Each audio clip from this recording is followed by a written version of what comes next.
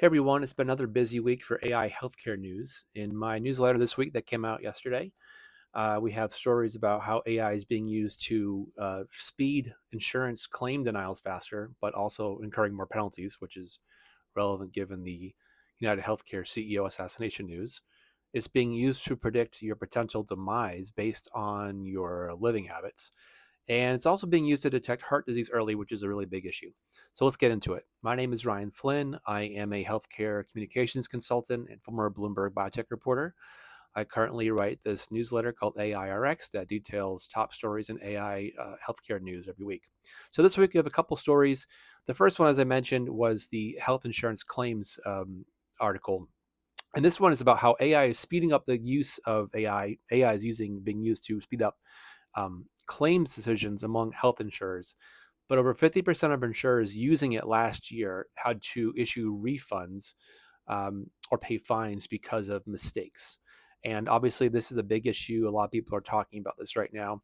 I've also seen other stories from previous weeks that talk about how AI is being used to help patients fight back against some of these claims. So keep an eye out for that. I think next year a big story will be how we're going to see more and more battles of the AI bots. Basically, insurers using AI to deny claims, and patients and hospitals and doctors using AI agents to fight back. So keep an eye out for that. Hospital readmissions. This is a really big deal.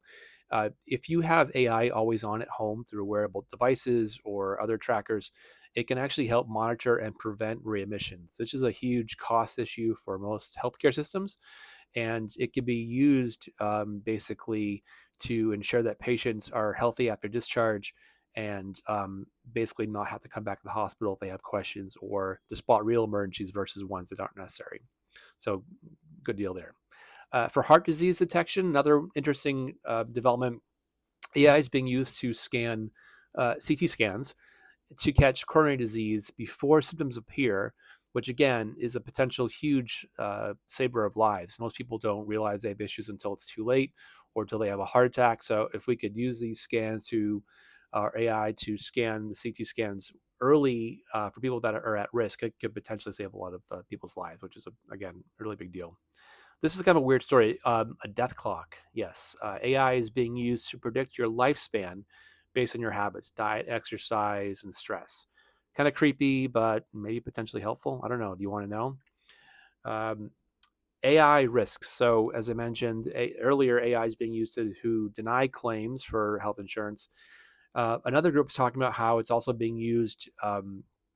It's actually the top health safety hazard for 2025 based on how it's being again used to potentially harm people, whether it's claims, whether it's giving misinformation. So, something to keep an eye out on for next year. Despite all the potential ways it could help, there are people and organizations that are saying this is potentially one of the biggest issues for harm next year. And then two kind of fun stories. One is telemedicine for seniors. As people get older, they tend to have less social interactions, which can lead to depression and a lot of other health issues. And so there's people that are working on using tools that are basically AI powered to help older adults stay safe, independent at home with real time monitoring, fall detection, but also with providing kind of a social safety network, someone to chat to, even if they are not real. And similarly, on the other end of the age spectrum, with a story this week about how teens are bonding with AI. And studies are showing that teens are forming emotional attachments to AI chatbots.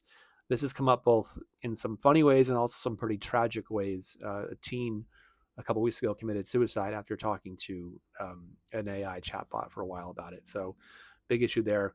And these are just raising questions about social connections and mental health. So, it's all pretty interesting stuff. Check out my newsletter. It's free. It comes out every week. It's called AIRX. I'll leave a link to it in the comments and see you next week. Bye.